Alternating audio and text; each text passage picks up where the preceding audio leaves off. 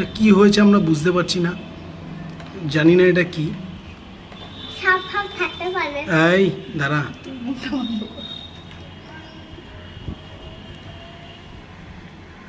সে বুড়োর কি বলে এটাকে জানো?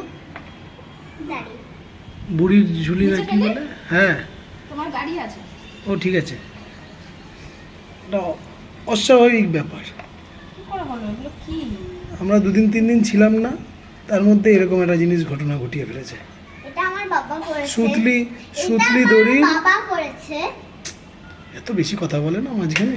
সুতলি দড়ি জাতীয় কিছু আছে বা চট, তার থেকে এইসব খুলে খুলে মনে হচ্ছে পাখিতেই করেছে, ডিম পারবে বলে। না, এটা আমার বাবা করেছে। দেখে অবাক, জীবনে প্রথম দেখছি এরকম।